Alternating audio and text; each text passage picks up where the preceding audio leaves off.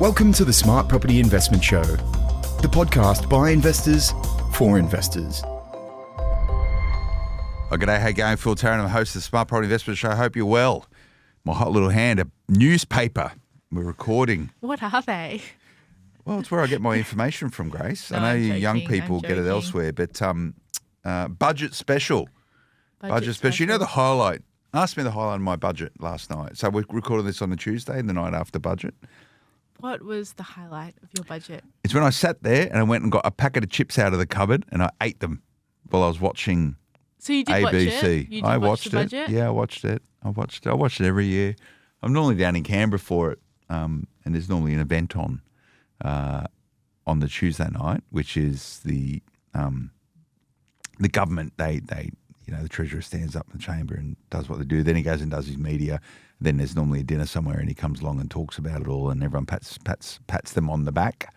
And then on the Thursday, there's the opposition response, which again they stand up and say what they think, and then there's another function on, and everyone pats everyone on the back. And then on the Friday, we hold which we are doing this year, our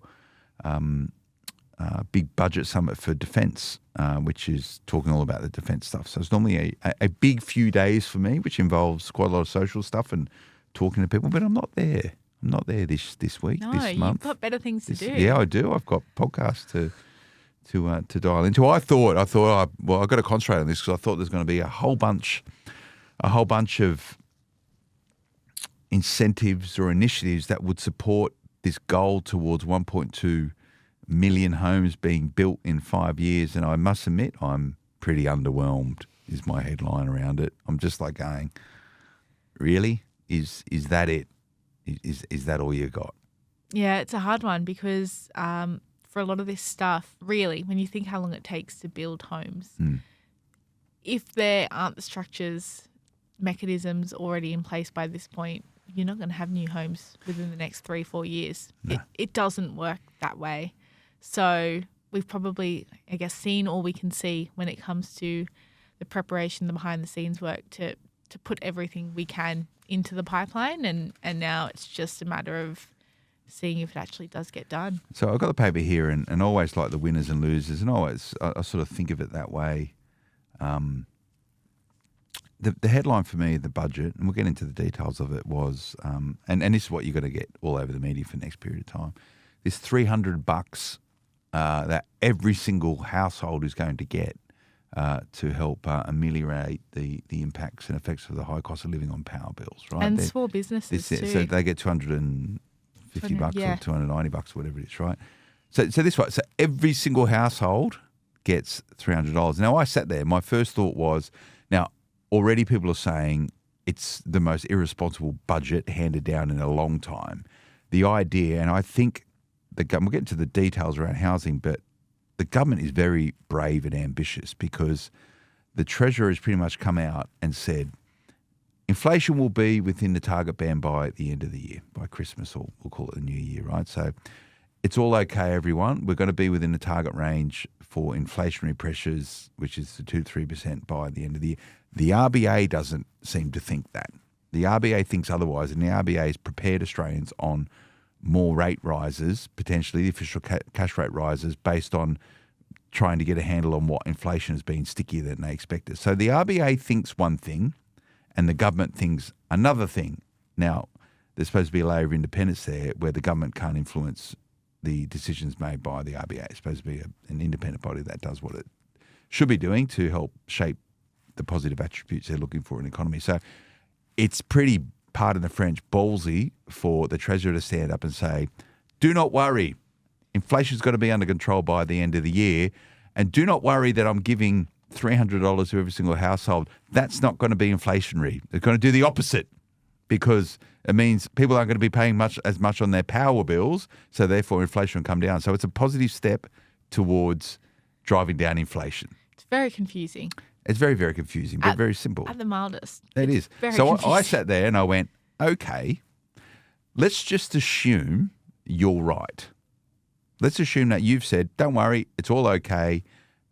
Inflation's got to be in control by the end of the year, and therefore there's not going to be. And this is a podcast for for property investment, and therefore most people will have mortgages, right? Don't worry about it. It's all okay, which means people go, oh, that's good. Interest rate's not going to go up anymore. Okay, no worries.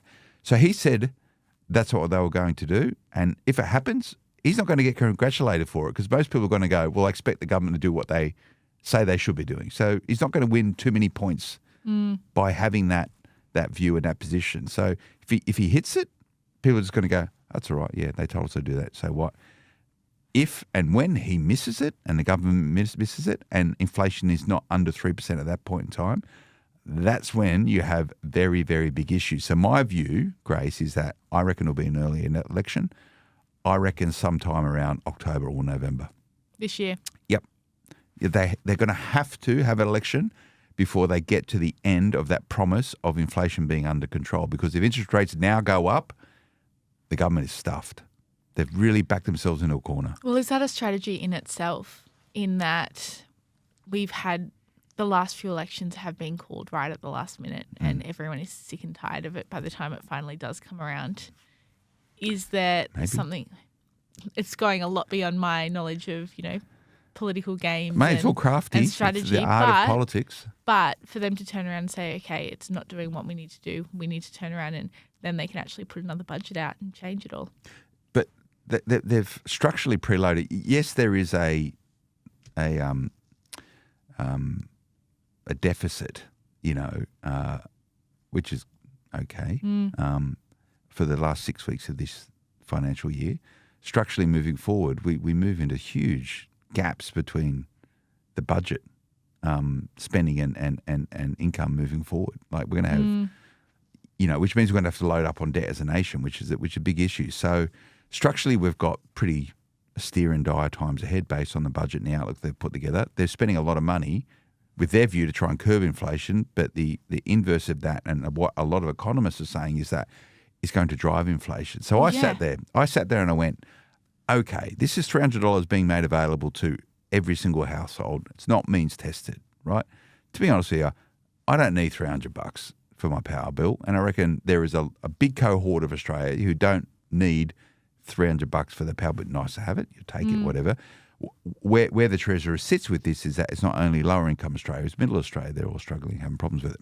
So I sat there and I got out my calculator, and I worked out, let's just say in theory, that this $300 that people don't have to spend on their power bills, they therefore spend anyway, and that fuels inflation. Yep. And that therefore means that the Reserve Bank of Australia increases interest rates, official cash rate by 25 basis points, and all the lenders pass it on, which they will do. If you have a mortgage higher than $120,000, right, 0.25% of $120,000 is $300. So if this drives inflation, every single person with a mortgage greater than $120,000 is going to be worse off.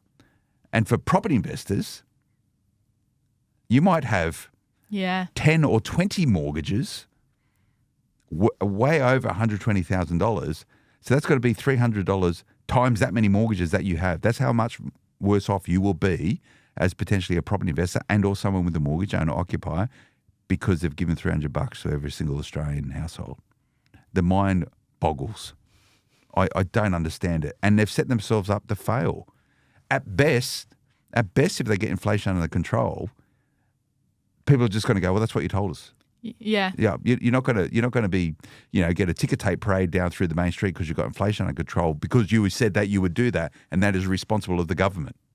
That's the responsibility of the government. Yeah. Mate, they've backed themselves into a massive corner, so it's got to be around an early election, my view. I mean, it makes sense. Yeah. It really does make sense. I don't want to rant about that, but this is a breakup. There's a story here, and this is the Finn, John, was it Kone? Coe.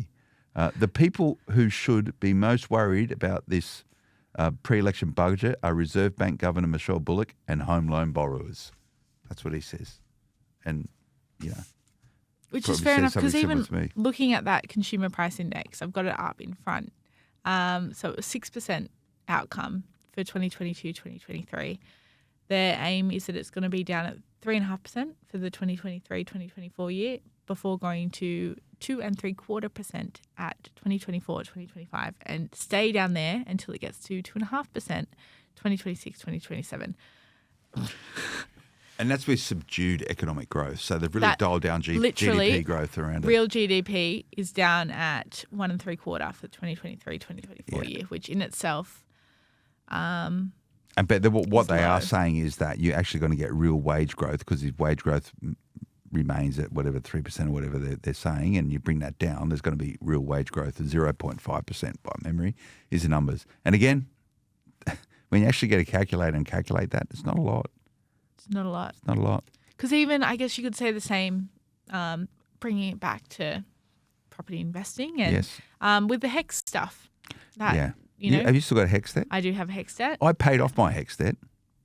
Good on you. I did. Well done. And I did it How without long any ago? assistance. 20 years ago. Yeah, must be nice. But it is one of those things that they have said to me a lot. You know, mine is up at 50,000. Yep. And they say, well, if you get rid of that, you'll probably boost your borrowing power by Hugely. 100,000. Yeah. But then you have the toss up of whether you have the deposit or whether you've got less of a deposit and more borrowing power. And it does become this real, like, in between. You there's a lot of calculations that then come into it and whether it's worthwhile. But I'm all for the indexing, them pulling that down and everything. It's still not going to help me for the next 10 years. But all you do is you just get a bit of a reprieve in this year.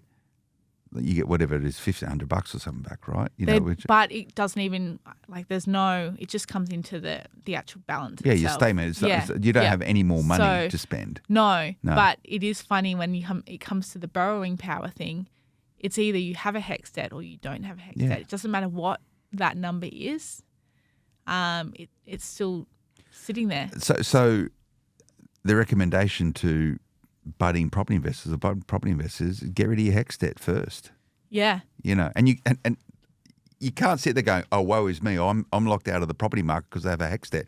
You have a HEX debt because it probably helped you get a really, really good job because you got a university education. Sure. You didn't have to do that. You could have just gone and become a plumber. You can get a free TAFE qualification now through the government, which I don't mind. It's not a bad initiative. Like, Yeah. I saw a piece on the ABC when I was watching it, and there was some poor bloke who had a HEX debt, and his wife's got a HEX debt, and they can't move. I can't remember the language he used. He can't move to a location which is right for them because they've got this HEX debt and they can't borrow money. Yeah? It doesn't quite work like that. Well, yeah, I get that. Yeah. So. No, but it's just one of those interesting things of. Well, what I find interesting with that is that it is either it's there or it's not. It's not how big it is. There's no incentive to either get it down to what may be a more manageable amount. It's like you either have to get rid of all of it, or you're not going to be able to take the advantage of not having as much inflation coming into it. Like, and that would be the argument, right? Yeah, but it's like, how is that really helping with inflation? And that's what it comes back to. So people with HEX debts, here we go. People with we talk about property investment. People with HEX debts are fueling inflation because they can't borrow money to buy a home to live in. So therefore they need to rent, and therefore is putting upwards pressure on already distressed rental market, which is making it even unaffordable and fueling inflation. So people like you are driving inflation because you have HEX debt. That could be one. Yeah. By the way, I'm not saying that's my point. Yeah, no, but it is just one of those interesting quirks, I think, in the thinking of we're driving down inflation, we're reducing cost of living pressures. It's like, well, you're not. It's not got anything to do with. It's one of those nice to haves. It's nice but to have. Where is that? And that is really means tested in the sense that it's coming depending on how much of a HEX debt you've got. Yeah. At least there's some kind of gradient there. You don't have that when it comes to electricity or suddenly making the cost of, like, why aren't we looking at making the cost of electricity cheaper itself? No, just give everyone $300. That's how you fix it. Yeah. That's not inflation 101 at all. How do you fix a housing crisis? Just give another 10% rental assistance. There you go, fixed. At least that it's still driving inflation because it means that more people have more money to spend on rent. Yeah. You know, it's all Band-Aid solutions. You know, and I watched the Treasurer speak on the ABC, and what term did he use? He used a term like taking the edge off. I think that's taking the edge off some power bills, taking the edge off this. What's taking the edge off something? Like fix it. Yeah. Like fix it. And I can't remember who I was chatting to, but it was pre-budget yesterday, and I was like, I put the three most important things for the national and economic security of Australia, right? Three key priorities: defence, welfare, and housing, and in whatever order. It doesn't really matter. So, you know, the security situation for Australia is quite significant at the moment. Therefore, we need to be channeling money into defence. I'm happy for my taxpayers' dollars going to it. The welfare sector, so NDIS and all those areas, the distressed people who, for whatever reason, need assistance from the government. I think the government and all Australians have a duty of care for supporting that cohort of Australians. Absolutely. So anything that goes into supporting greater healthcare, reducing the cost of medicines, supporting people with significant health implications or disabilities, whatever, I'm all for that. And I think we have a social duty of care to sort that out. Absolutely. The other key thing is housing, right? And everything I see around housing, and we'll talk about some of the details in the budget, are Band-Aid solutions. We're talking about $1.2 million homes to be built by the end of this decade. Here we are moving into 5 financial years now to the end of the decade. Already people are predicting that it's going to be over 300,000 homes short at the end of the period of time. So you're going to end up at 900,000 homes rather than the 1.2 million. We're already building slower or less than what we were pre-COVID. And nothing I saw in the budget, other than maybe some shades around the edges which could be supportive of it, but not a very small part of the plan rather than the full plan, has been completely missed. That thing there, and everything for many Australians, the cost of living and their attitudes to wealth, health and happiness, the fact that property investors that tune in this podcast are contributing to a stronger, happier and healthier Australia by trying to work towards being a self-refunded retiree and therefore not needing to rely on the support of the government into their retirement. Everything is around housing. Like everything is around housing. And there's nothing's come out. Like, yeah, give tradies free TAFE courses. They're still got to do the course. They've got to still live on peanuts for 3 or 4 years when they're doing an apprenticeship, unable to probably buy their smokes and booze and jet skis, right? Yeah. You know, I'm being a bit sort of cheeky there, but, like that should just be a very, very small part of the plan. To me, it sounds like the whole plan. I think it's one of those things too. Well, as you say, if it is that there's going to be an early election called, what have they got in their back pocket? Like, I actually do think if that's the strategy, that it's to get us through to that next point of inflection. I mean, the fact that they're still, using the National Cabinet, there's got to be more that we don't know about for them to come out of a meeting that went all day into the evening on Friday afternoon. There is something that we don't know, that maybe that is that massive reform into tax and stamp duty. I mean, think about how many of Australia's states and territories are Labor at the moment. Yeah, all of them. There's got to be something going on. But they can't even get on like this. Even though it's largely all Labor Australia at the moment, the states and the federal government really have a reluctant relationship. It looks like all their buddies over in Western Australia have got the biggest benefits out of the budget in sort of this, was it Future Maiden Australia, which is about what do we need to make in Australia? Everything around mining and enriching the stuff that we dig out of the ground. So therefore, in order to support this shift towards this net carbon neutral position, let's incentivize Australian businesses, aka all their billionaires, with tax credits to invest in those type of things. Like they're the big winners, and this next election is going to be won probably, in the more traditional sectors of Australian society, and that is the stuff that we dig out of the ground and the stuff that we grow, and the stuff that we sort of produce to eat, right? So it's certainly buying votes. Welcome back, Phil Tarrant, host of the Smart Property Investment Show, with my co-host Grace Ormsby, who shares this podcast with me. It's nice to come on and have a chat. Yeah, together, we haven't done one in a little while, have we? No, we haven't. And apologies if I'm ranting around this, but I think we're in trouble. I generally believe we're in trouble. Like, we need to be doing, as a whole of nation exercise, like we've done in fighting wars in previous areas. The whole of the nation needs to be focused and cohesively connected to support the number one main agenda, and that is getting more houses, because it'll be trickle down through all areas of the economy if we get this right. So to your point before the break, Grace, what else do they have up their sleeve running to the election?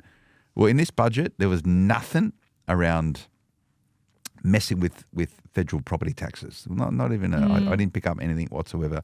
There was nothing with messing with people's superannuation. Like, normally, it'll be, we're going to try and shape this and get some more money out of investors this way. That's completely cleared. Nothing around changing, specific property taxes at a federal, or even how that might trickle down to a state level.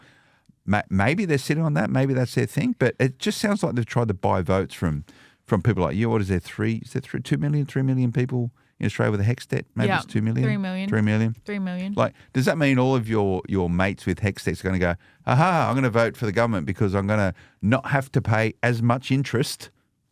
I'm not going to have to pay as much interest on my HEX debt under this new rate. It's a one-off as well. They've moved to indexing. They've indexing against the wage.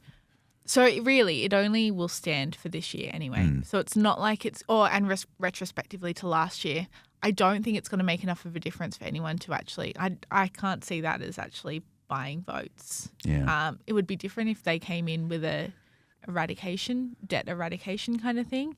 This is just like a... Do you generally believe, though, if you've got all the benefits from university education and you had to pay it, and that was what the scheme was at that point in time, that the government should just get rid of everyone's HEX debts? No. But I just don't see it as a... it's not buying my vote. Like, I think a lot of people would be in the same boat, in that when you have to be earning a certain amount of income to get to the threshold where you're expected to pay it back. Like, it doesn't even factor into my daily, weekly, monthly thinking until it comes time around. Oh, it's gone up again this year, and which you expect it to do. You know it's going to do. It's not like it is a big deal. Last year's was a lot. I will say that, but inflation itself was a lot. We all knew that. It wasn't a surprise to anyone at the time. I don't think anyone would be looking at it going, oh yeah, like, this is great. I can see why maybe it is being seen as a little bit of an inflation curb, but it is not changing the way that I approach my paying off of the HEX or anything like that. Do you pay extra into your salary sacrifice to do it? Yeah. See, this is the problem, right? And most people will say, well, I can't do that because I'm not going to have the money that I need to live because housing is so expensive. Everything comes back to, like, if you're a renter, housing is probably the biggest expense that you're going to have.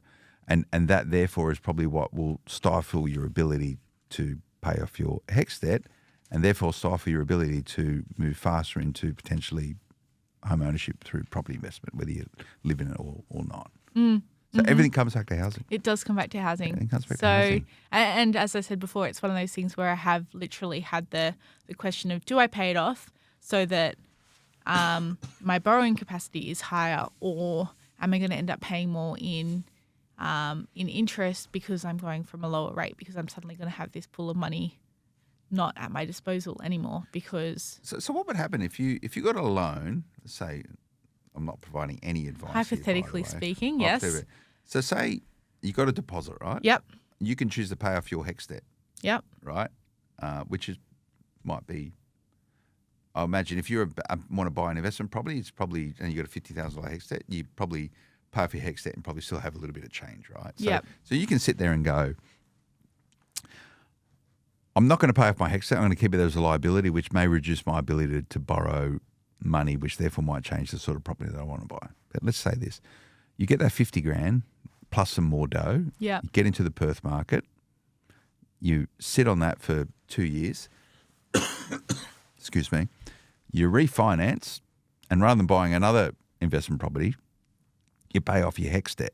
Is the interest on the debt on the refinancing higher or lower than the interest you pay on the HEX debt? The interest on the debt would be more. than a usual year. Last year was the exception with how high inflation was. Yeah. But normally Like what percent are you paying on it? on the I've got HEXD, no it's idea. just indexed. It's Just indexed. literally just indexed to the inflation rate. Yeah. So it's done 12 monthly. Yeah. So it is not is it around higher a than normal year. 6.5%? Last year it was up at 8 Okay. something. Yeah. So there's one strategy for punters. yeah. And it's like I've gone through every single. Yeah. For me, having the liquidity is still probably the lesser of two evils at the moment. Like having the HEXD is always sitting there. I don't have to really pay attention to it. It does what it does in the background. I'd probably prefer to keep my borrowing power slightly lower, in that I'd then be making more conservative decisions in my property investment Which is portfolio okay. It's anyway. sensible. Yeah, and just until I get to the point where it would become viable to go, okay, well, I can get rid of this now and I'm still going to have money left over. So hypothetically, if you go down the pathway, buy a property, refinance it, Yeah. and you've bought well because Yeah. you listen to and host a Smart Property Investment Show. I'd hope so. I betcha when you got to that point, you go, I'll just leave the HEXD Yeah, there yeah, and I'll go and buy another property. yeah. So there's got to be a point in time you get rid of it, or you just sit there and pay the interest. But the interest, here we go, right? The Yeah. interest isn't tax deductible on your HEXD. No, So if you refinance a property to pay off your HEXD, you better, yeah, the you're interest, losing out. the interest is still a tax deduction against the investment property, I would assume. Mm-hmm. You know, the purpose of extracting that money is to pay off a HEXD, but the debt sits against the investment property. Investment property gets the benefits of the taxation around it. Certainly an accountant question. Yeah. But there's one. No hypothetical advice at No, all. no, there's one tactical way it to is do it. definitely one of those things. So that but- means you pay your HEXD off at 6.5%, but you get the benefits of the tax consequence because you've increased the debt against the home, Yeah. against the investment property. and there will become a time where that is the right move to make. Mm. But yeah, no, it's just one of those things. I don't think that, yes, it's great that it does it's curbing it going. It went up more than my when the inflation was up Yeah. at 8%. It had gone up more than a whole year worth of repayments. Okay. So that was where it was. So it's got that- so it gets bigger. So is your debt getting bigger or smaller? it's, Like when you think of all the contributions that you go and you pay out your salary every. So hopefully, I think at this point, it's getting smaller than what it does then cap back out as. Yeah. But for the last year prior to the inflation, when that happened, that put me straight back to where I was at month one of that month. So here's another lens to view all this through, right? Yeah. Like, and I want to really disconnect that. Like, I appreciate the fact that it's hard having a HEXD to try and move ahead financially, particularly around property and all that sort of stuff, which is about. And I get the impact. I think there's probably smart ways around that, and I don't know if any accountants specialise in that. The fact that people have a HEXD, that was their choice and their decision. Mm-hmm. So I'm sorry, suck it up. But I get how that may be impacting other parts of your life or holding you back. So I think that's got to be sort of, disconnected Yeah. from it all, right? But it's a really, really tough environment to be in, as someone who wants to have this sort of shackle and this handbrake around HEXD. What is another view to look at through if I was a parent tuning into this.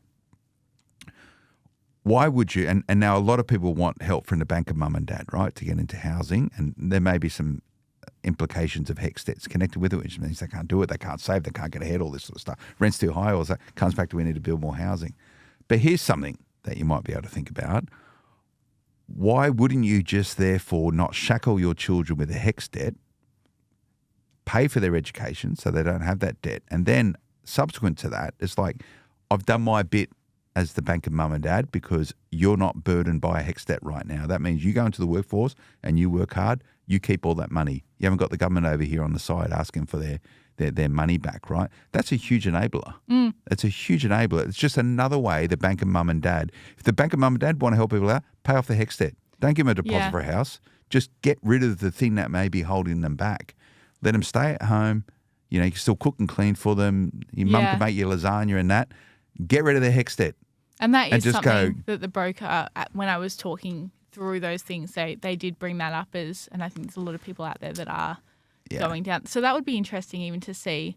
There's probably no actual stats rather than you can see it when the Bank of Mum and Dad has helped out with deposits or, funding a home purchase, but you don't see, I guess, that invisible Bank of Mum and Dad that is operating. Like, how do you find that out? I reckon it's huge. I reckon it's massive. That's what I'd be doing. I'd be going, pay for your education now. Get going. You don't have. And I get this idea of it's a millstone, right? That you can't shake because it stops your borrowing power. You can't save. You can't do whatever. I've got a credit card. I know that has the exact same impact on my borrowing capacity as having a HEX debt.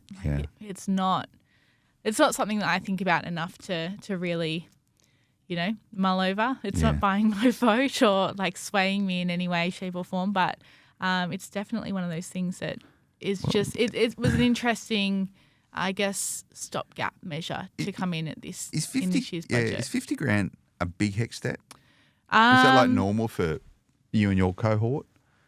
Mine is higher. I admittedly did go on a couple of overseas experiences where I could dip further into my my HEX. Can HEX pay for that? Yeah. So cool. And that funded an overseas exchange. It funded a. Where'd you go on exchange? I went to Leeds, University of Leeds. You went to Leeds. Yeah. God. Yeah. I didn't know that. Why Leeds? University of Leeds is a good university, by the way. It was very hard for me because I was doing a combined law communications degree, not to go into that too much, but to find a uni that I could get credits for. So like it knocked out a lot of the European European schools. It knocked out a lot of the US ones just because they operate that lower level because it had the law in there as well. So really took my education seriously. Did a course in beer brewing. Very nice. Because I needed to make sure I got to full-time credit hours over there. Very cool. But no, it was good because I did international law, I did international communications, I did international human rights stuff that wouldn't have been on offer if I'd stayed here. So that was fun, and I came back and didn't have to do any extra. Like my big thing was that I didn't want to spend more time at uni than I had to. I did that, and then I also actually went to Vietnam for a criminal law immersion experience too. Immersion experience. And took a lot of money out of my HEX. And this goes to my point. You got a HEX debt, you got to go, I've got a HEX debt. Yeah. Look at the experiences you've had as a result of it. Look where you are today. And even just the fact that I did come out of uni, I guess not backwards for having those experiences. Yeah. And that's where it did come in. I think for me, like I came out with a little bit of a buffer, immediately had to move. There weren't any jobs that I could really go for back home that I wanted to do. So moved out of home and had a little bit of a buffer because I'd been able to utilise these programs throughout uni. So you got a HEX debt, great. No regrets. No regrets at all. You've got to be responsible for your HEX debt. Yeah. But and if anyone's complaining about the HEX debt, you made the call to go to university, right? However, I do get it can be something that stifles. So you've got to really think strategically and tactically about removing the HEX debt. But the point is around the budget, like, what? Is that really? So what? So all those people who are going to get $300 as a rebate on their power bill, so they're not going to go, hey, it's not like a check of $300. No, it just means it's going to go to the power companies. Which they're not going to look at lowering the rate of electricity. Well, some prices, cynics are saying they're just going to gouge Australians even more and increase rates because, people are going to whatever. And how much effort has gone into, looking at these over the last couple. We've spent so much time on the rorting of electricity bills over the last couple of years. Like it's interesting that this is the only solution being offered up at this point in time. Yeah, so winners and losers are saying households winners because they get $300. Well, to my point, I reckon if you've got a mortgage, you're going to be worse off as a result of this because it goes to all Australians, And I think I reckon they should go see who's a really good Aussie and go, no, I don't need your $300. Keep it, Anyway, but they've said that the budget is aimed at sort of lower and middle Australia, right? So the $300 for a lot of people might not sort of move the needle. But what they need to remember, there was a whole bunch of people in those higher tax brackets under the stage 3 tax cuts who are a lot worse off than a $300 check on their thing than what they were. So there's going to be a lot of angry voters around there. I don't know. If they're buying votes, there's still going to be a lot of punters who don't know. And there's this sort of $1.9 billion funneled towards increasing the maximum payment of Commonwealth rent assistance by 10%, right? Now, if people, and this goes to those sort of three sort of core pillars around the welfare sector, if people can't, for whatever reason, manufacture money to pay their rent, the government has an obligation to actually have them in housing. Now, people living in cars and stuff is horrible, particularly families. It's just not on in this day and age. So if that's to help them get them into emergency housing or affordable housing, I'm all for that. That's cool, But if that money is to another 10% for rent assistance because someone actually wants to live somewhere nicer than where they should be, I sort of got to question that a little bit, right? So it's more money being spent. Again, we need to dissect or delineate between what is welfare-orientated spending and what is just, hey, I want a better lot in life type of spending, right? And we've got to be very careful of that. So they're a winner. The housing sector, okay, so this is telling us here the winners around this. Developers, tradies, and social housing providers will benefit $4.3 billion worth of new housing expenditure. The initiatives include an extra $1 billion to state governments to build infrastructure for new homes, $1.9 billion in extra concessional financing for providers and charities to help develop new social and affordable dwellings. I'm okay with that. And almost $840 million for housing in remote Northern Territory communities, which we need. So this is all cool. Visas will be fast-tracked for 1,900 migrants to work in housing construction. Okay, that's cool. They're pretty Band-Aid solutions. There is nothing there which is structurally going to shift the needle. No. Nothing there that's going to structurally shift the needle with this ambition to build $1.2 million homes. Which they still seem to think they're on track for as well. Yeah.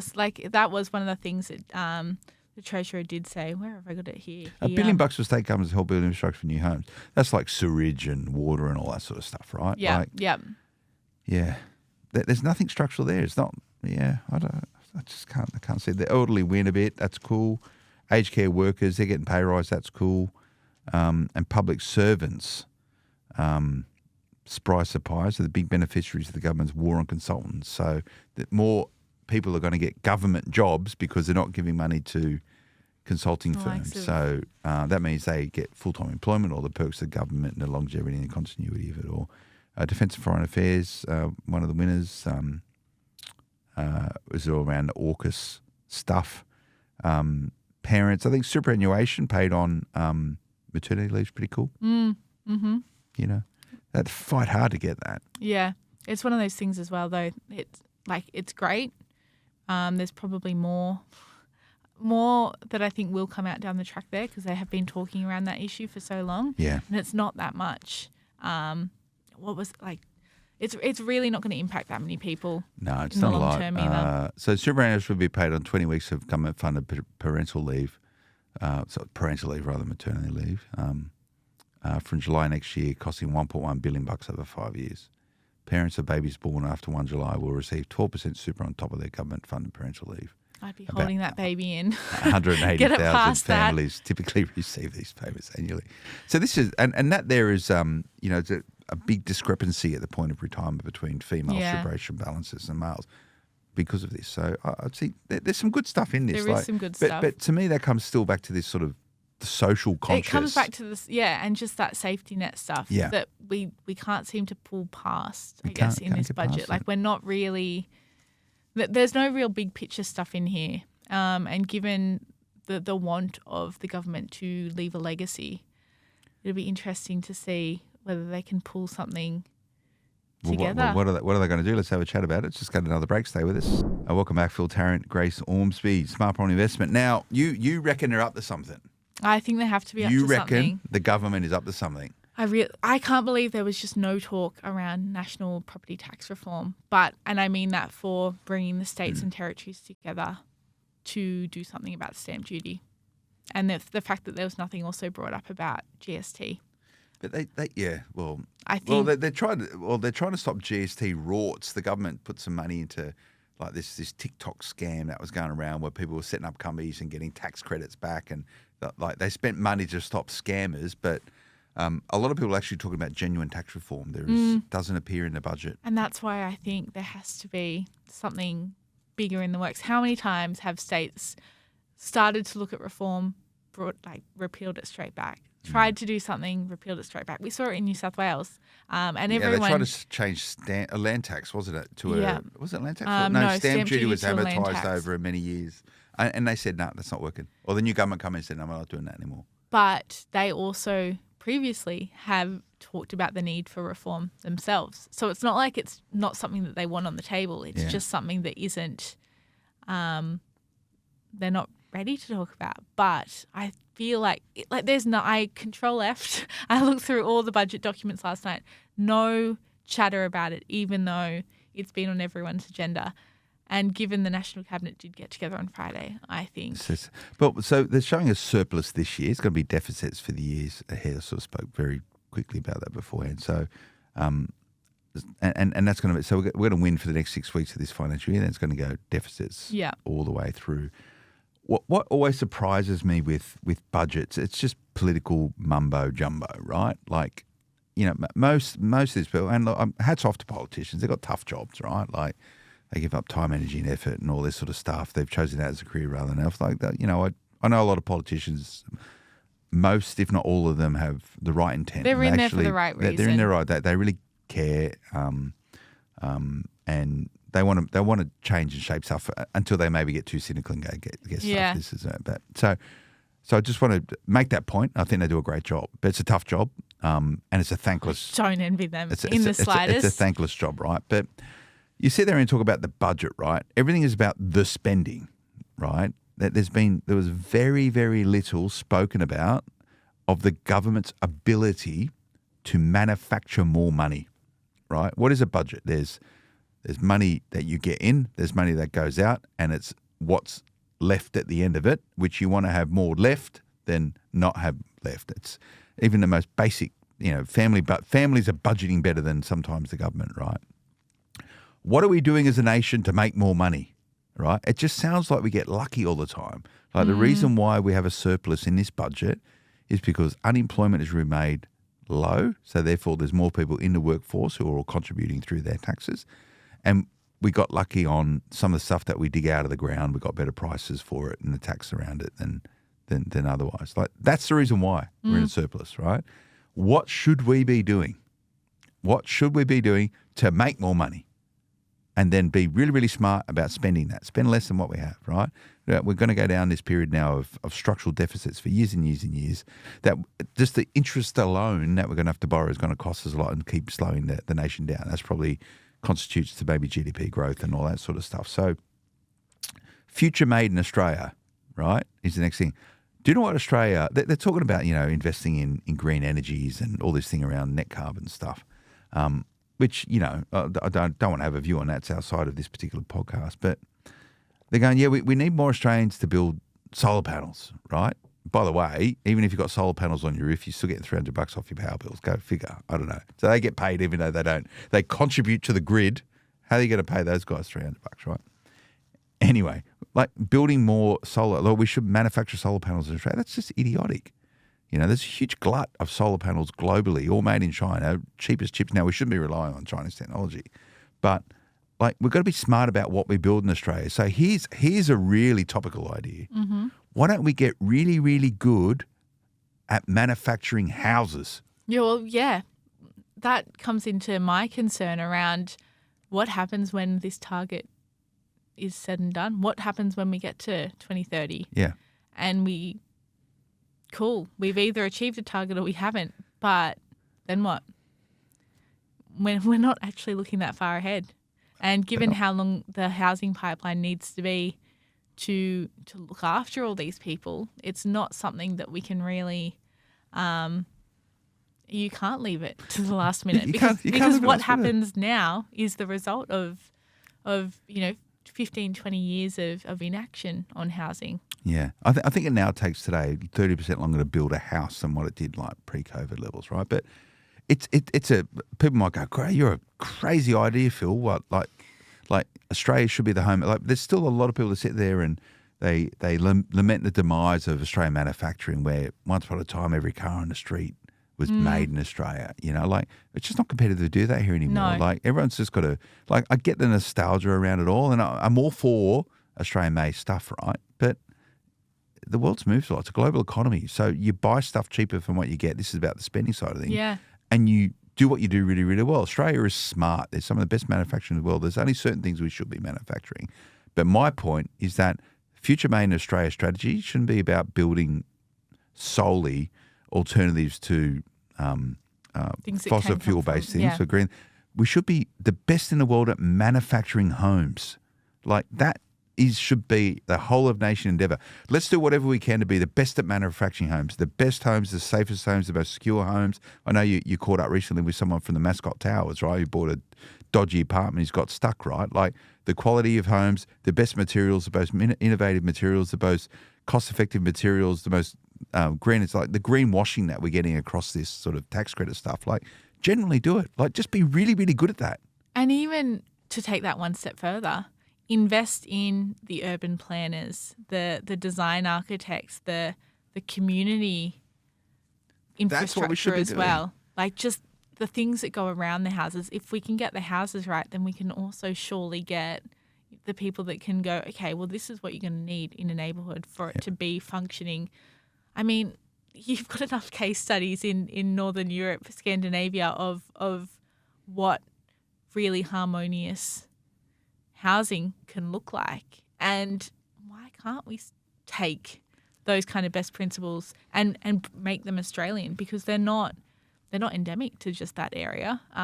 But we can do it. We're choose smart things all the people. time, yeah. We can build really smart materials. We just can haven't got the focus on it. conceptually, you know, most people think Australia's role in design, if we're talking about more traditional design, should be at the front end of the design thing. That is designing the idea. Like, how's it going to work? Where's it going to sit? Where's it going to be placed? What's the materials made? Like, we're really good at that designing. We haven't done that since the Queenslanders of Yeah, but actually having factories that make stuff probably shouldn't happen here. Yeah. It's what they make and the ideas around that should be happening here, and that's manufacturing, right? And a lot of people go, well, people should be banging metal. Get all those people that traditionally do that, get them a job as a plumber, a carpenter, an electrician, all those trades, right? I had my time again, I'd be doing that for sure, right? I can see you as a builder. Yeah, I'd love it. I'd be happier than a podcaster. I'd probably get more respect. You'd be a building podcaster. You reckon? Yeah. Maybe I can do it. But manufacturing in Australia should be about manufacturing houses. Yeah. And the trickle-down effect of getting that right, of actually delivering these houses, but you're going to get more people in the properties sooner and earlier. People are going to have more money in their back pocket because they're not having to pay it on rents. You're going to hopefully and strategically importantly get Australians with a roof over their head. People shouldn't be living in cars, you know. There was a little bit of money went into like emergency accommodation for people in abusive relationships. So like that's all cool stuff, right? But they've got to go somewhere. Yeah. Like, and it's it got to be all becomes days. not, I guess, not that emergency stuff per se, but when you're looking more at that social and affordable housing, it becomes something that people don't need. You don't want people to need If you've got it. the investments in the right spot, yes, definitely have allocations there for the emergency situations or the people that do fall maybe in some gaps, and look at those gaps and actually, because as you said, people in cars that we haven't even registered as not having a roof over their heads. Yeah. But if you put good long-term investment into the right places, you have to spend less on stopgaps. Yeah, don't just put Band-Aid solutions over it, fix it, and that is build more houses. Everything should be around building more houses. Now, it's the government's job, these very smart people and passionate people we just spoke about. Hats off to politicians at all levels, whether it's state, federal or local. Their job, they get paid money by you and me, the taxpayer, federally with our contributions via our income, at state-based level through stamp duty, payroll tax, land tax. Like, the Australians pay the salaries of these people whose job it is to execute this. And then it even comes That's the back frustration. and really they would come back with, we've got too many, federal can't be responsible for all this. It comes back to state. State says it's local councils. maybe next election we're going to see a whole, if they do want to bring in some kind of legacy, something that shakes everything up, maybe it will be. We'll see some more dissolving of the barriers between federal, state, local governments. You can't. They're like fiefdoms, right? You know, it's. If you've got national cabinet still happening 5 years after it was brought in as an emergency thing in an unprecedented environment, there's more going on. Once upon a time, there was a premier who thought the best way for them to dig themselves out of a rut where they weren't making enough money was to put a policy in to tax. If you had an investment property in this state, Queensland, they're going to tax you on all your property right across Australia. Everyone went, "You're an idiot." Mm-hmm. Even members of the Labor Party said, "You're an idiot," and they got pulled into line pretty quickly. Yeah. Right? Do you really want to leave state-based tax planning in the hands of states, because they don't normally listen to the federal government? It's so disconnected. You know, they've got their hands out wanting their share of the GST receipts, right? That's how they make their money. You know, I think state governments spend the money worse than the federal government, personally. Which is why I think You said, yeah, there's going to be there's something. There's got to be something. But there's no universal real estate. There's no universal real estate legislation or no across. Like it's a cluster. It falls out. It's not one of the not. I didn't want to bring up my law degree too much, but you know, constitutionally, there's nothing in there that's a national issue. Similarly, the states would say it's not really in their residual powers either. Yeah. Or like it's not something that we've ever considered to be a national issue, because until now we've been lucky and people have been able to make their own luck and sort out their own housing situations. So, yeah. That's why I'm curious to see what will happen. Well, Grace Ormsby reckons there's going to be some significant property legislation regulation changes. Mm-hmm. I betcha. I think this has probably just been a bit of a distraction as well. The fact, you know, look out, property investors. I reckon they're going to have their hands in your pocket looking for more. How many property taxes that impact property investors now in Victoria? It's like 14 or 15 I don't know. versus like, let's go. Oh, here's an idea. Here's an idea how to make more money. More tax. Every time they tax anyone to do with property, whether it's developers, and developers they're getting hammered now on new taxes in, I think it's in Melbourne. But it makes it silly, doesn't it? Like, why would you go to one state rather than another? Like, we shouldn't have that kind of beyond. It should be universal. It should be a standardised way of operating across all these If areas. Everything else is, I mean, I know healthcare systems have their own woes. They're all state-based. And you can see the difference. We're suddenly losing a whole lot of nurses to Queensland because they can get paid a whole lot more than they can in New South Wales. Moving. I saw some of these. The interstate migration up there is huge. And because they can get paid more. They can get paid more and live in cheaper housing. So you don't really want to be, I think, a country in 2024 and beyond and have such inequalities between states and territories and make people have to choose, really. So, well, that's my 2 cents. If you are a property investor and you've owned property for some time, the fact of the government or Australia's inability to build the houses it needs will probably mean greater success for you as a property investor. Mm-hmm. And what it comes back to. And a lot of people will be uncomfortable with that statement. And I think it's one of those things, Phil. It reminds me of a conversation we had a couple of years ago now around, it is clear that the government still sees a place for private property investors. There's not, there aren't the big scaremongering things that have been sort of wielded around. It's a safe budget. It is a safe budget. There's nothing helping the cause of housing, but there's nothing also taking away from what people do have.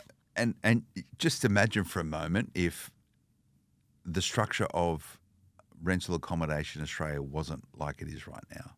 Imagine if the government was responsible for all of it, state and federal, or state, federal, or local. It'd be a mess. Just imagine for a moment, like So what, 2%? We can't even work out how to build 1.2 million houses, let alone how to